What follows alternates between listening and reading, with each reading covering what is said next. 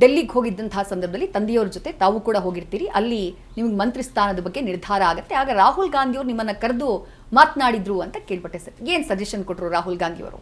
ಅದೇ ತಂದೆಯವರು ರಾಜೀನಾಮೆ ಕೊಟ್ಟ ಮೇಲೆ ಅದನ್ನು ಪಬ್ಲಿಕ್ ಮಾಡಿದ ಮೇಲೆ ಅದರ ನೆಕ್ಸ್ಟ್ ಡೇಗೆ ರಾಹುಲ್ ಗಾಂಧಿಯವರು ಭೇಟಿ ಕರೆದಿದ್ದರು, ಉಪಹಾರ ಭೇಟಿಗೆ. ಸೊ ಆ ಸಮಯದಲ್ಲಿ ನಾನು ಹೋಗಿದ್ದೆ, ಮತ್ತು ಜಾರ್ಜ್ ಸರ್ ಕೂಡ ಇದ್ದರು. ಸೊ ನಾವು ರಾಹುಲ್ ಗಾಂಧಿಯವರು, ತಂದೆಯವರು ಮತ್ತು ಜಾರ್ಜ್ ಅವರೆಲ್ಲ ಒಟ್ಟಿಗೆ ಉಪಹಾರ ಸೇವೆ ಮಾಡಿದ್ವಿ. ಉಪಹಾರ ಸೇವೆ ಮಾಡ್ತಾನೆ ನಾವು ಮಾತನಾಡ್ತಾ ಇದ್ವಿ. ಅಲ್ಲಿ ಹೋದ ತಕ್ಷಣ ರಾಹುಲ್ ಗಾಂಧಿಯವರು ಯತೀಂದ್ರ ಬಗ್ಗೆ ಯೋಚನೆ ಮಾಡಬೇಡಿ, ನಾನು ಅವ್ರಿಗೆ ಎಲ್ಲ ಅವ್ರು ಏನು ಇಂಟ್ರೆಸ್ಟ್ ಇರುತ್ತೆ ಅದನ್ನು ಕಾಪಾಡುವಂಥ ಕೆಲಸ ನಾನು ಮತ್ತು ಪಕ್ಷ ಮಾಡ್ತೀವಿ ಅಂತ ಹೇಳಿದ್ರು. ತಂದೆಯವರು ನನಗೇನು ಮಂತ್ರಿ ಸ್ಥಾನ ಕೊಡಲಿ ಅಂತ ಕೇಳಲೂ ಇಲ್ಲ. ಸೊ ಅದಾದಮೇಲೆ ಸ್ವಲ್ಪ ಜನರಲ್ಲಾಗಿ ಮಾತುಗಳು ಬಂತು.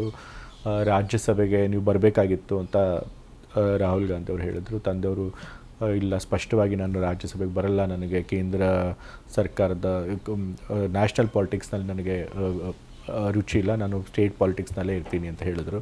ಮತ್ತು ಹಾಗಾಗಿ ಅವ್ರ ರಾಜ್ಯಸಭೆ ಸ್ಥಾನ ಅವ್ರಿಗೆ ಆಫರ್ ಮಾಡಿದ್ದನ್ನು ಬಿಟ್ಟು ಕೊಟ್ಟರಿಂದ ಬೇರೆ ಯಾರಿಗೆ ಕೊಡಬೇಕು ಅನ್ನೋದು ಕೂಡ ಚರ್ಚೆ ಆಯಿತು.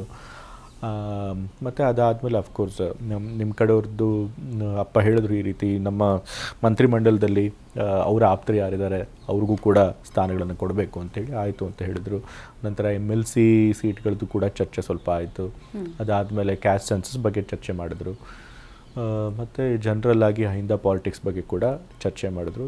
ರಾಹುಲ್ ಗಾಂಧಿಯವರು ಬಹಳ ಖುಷಿಯಾಗಿದ್ದರು. ನೀವು ಪಕ್ಷದ ಒಂದು ಏನು ಆದೇಶ ಇತ್ತು ಅದನ್ನು ಪಾಲಿಸಿದಿರಿ, ಪಕ್ಷದ ಗೌರವನ ಉಳಿಸ್ಕೊಟ್ಟಿದ್ದೀರಿ.